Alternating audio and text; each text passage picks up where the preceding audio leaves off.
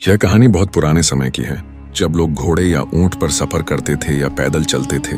वे दिन का समय सूरज की रोशनी देखकर तय करते थे। एक गांव में एक आदमी रहता था, उसका नाम राम था।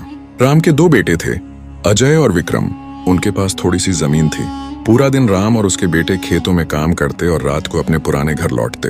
हर साल वे गेहूं बोते और उसकी कटाई के बाद उसे दूर के बाजार ले जाते। वहां लोग अपनी चीजें बेचकर जीवन यापन करते थे। कई सालों तक यह सिलसिला चलता रहा, लेकिन एक साल उनका भाग्य ठीक नहीं रहा। कटाई के बाद राम और उसके बेटे बहुत थक कर घर लौटे। रात में राम ने अपने बेटों से कहा, कल सुबह जल्दी उठो और गेहूं बेचने बाजार जाओ। बेटों ने हामी भर दी। अगले दिन सुबह वे गेहूं लेकर बाजार की ओर चल पड़े। कुछ दिनों की यात्रा के बाद वे बाजार पहुंचे और गेहूं बेचने के लिए एक जगह ढूंढी। बाजार में बहुत लोग अपनी चीजें बेच रहे थे। अजय और विक्रम बहुत भूखे थे। उन्होंने अपने पिता द्वारा दिए गए खजूर निकाले और खाने लगे। इसी बीच विक्रम की नजर एक गरीब व्यक्ति पर पड़ी। वह थोड़ी दूरी पर बैठा था। उसके कपड़े फटे हुए थे और चेहरा भूख और थकान से भरा था। विक्रम को उस पर दया आई। वह उसके पास गया और कुछ खजूर उसके सामने रख दिए।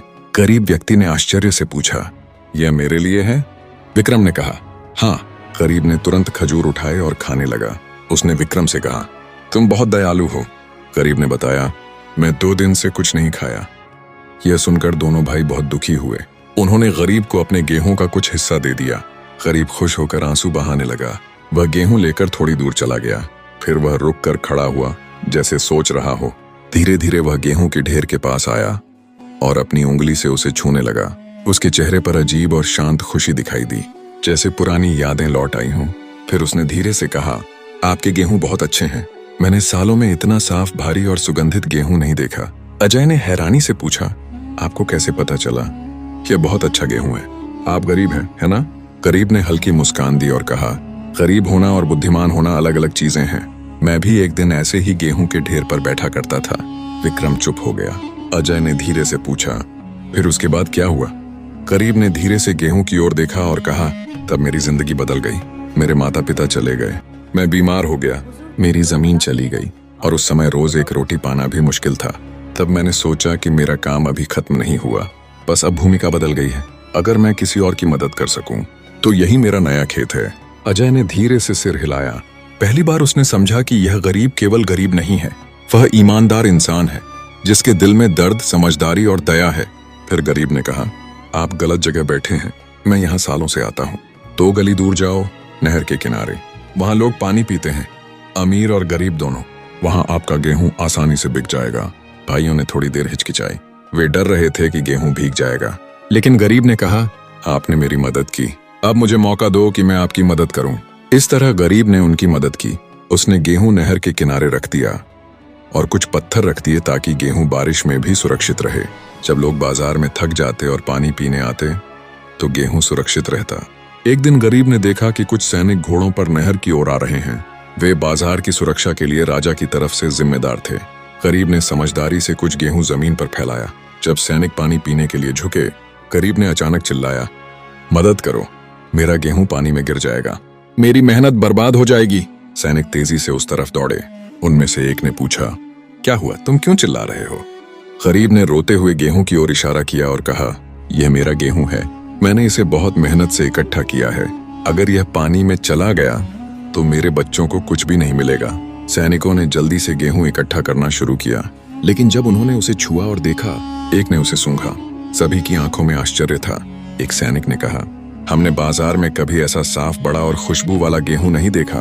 दूसरे सैनिक ने गरीब से पूछा, सच बताओ, ये गेहूं तुम्हें कहां से मिला? गरीब ने नम्रता से कहा, यह गेहूं मुझे इन दोनों लड़कों अजय और विक्रम ने दिया। मैं गरीब हूँ। सैनिकों ने तुरंत कहा, हमें तुम्हें और यह गेहूं राजा के प्रतिनिधि के पास ले जाना होगा। सैनिकों ने गरीब को बाजार के किनारे एक बड़े तंबू में ले जाया। वहां राजा के प्रतिनिधि सरदार हनीफ व्यापारियों से मिल रहे थे। वे चुनते थे कि सबसे अच्छी चीजें महल के लिए जाएं। जब सैनिक तंबू में पहुंचे, सरदार हनीफ ने पूछा, क्या हुआ?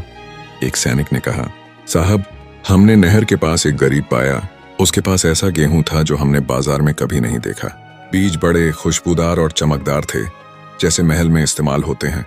हनीफ ने कुछ बीज अपने हाथ में लिए, धीरे से उन्हें देखा और सूंघा, फिर कहा, सच में, मैंने सालों में ऐसा गेहूं नहीं देखा। तुम्हें यह कहाँ मिला? गरीब ने नम्रता से उत्तर दिया, साहब, यह गेहूं मुझे इन दोनों लड़कों ने दिया। हनीफ चुप रहे और फिर बोले, तुम कह रहे हो कि उन्होंने तुम्हें मुफ्त में दिया? गरीब ने सिर हिलाकर हामी भरी। हनीफ ने गहरी सांस ली और सैनिकों से कहा, अजय और विक्रम को लेकर आओ, सारा गेहूं उनके साथ लाओ। कुछ घंटों बाद भाइयों और उनका गेहूं तंबू में लाया गया। हनीफ ने उन्हें देखा और पूछा, क्या यह आपका गेहूं है? अजय ने कहा, हाँ, यह हमने खुद बोया था। हनीफ ने पूछा, तुमने यह गरीब को क्यों दिया? विक्रम ने धीरे से कहा, क्योंकि वह भूखा था। हमने अपने पिता से सीखा है कि जो दिल से देता है वह कभी खाली हाथ नहीं लौटता। हनीफ मुस्कुराए। सरदार हनीफ ने कहा, इस गेहूं की खुशबू और स्वाद में दिल की उदारता झलकती है। तुम दोनों ने अच्छा काम किया। तुम्हारा नेक काम आज तुम्हें राजा के महल तक ले आया। फिर उन्होंने जोर से घोषणा की, आज से ये दोनों भाई महल को हर साल गेहूं देंगे। बाजार में इसका 2 गुना मूल्य उन्हें दिया जाएगा। वे अपने गांवों में भी हमारे प्रतिनिधियों के माध्यम से गेहूं भेज सकते हैं। अजय और विक्रम आश्चर्यचकित थे, लेकिन उनके चेहरे पर शांति थी। महल से बाहर निकलते हुए अजय ने गरीब से कहा, आपने हमें उस जगह पहुंचाया जिसकी हमने कभी कल्पना भी नहीं की। गरीब मुस्कुराया और कहा, मैंने तुम्हें इंसान माना और तुम दोनों को लोगों में अलग बनाना चाहा।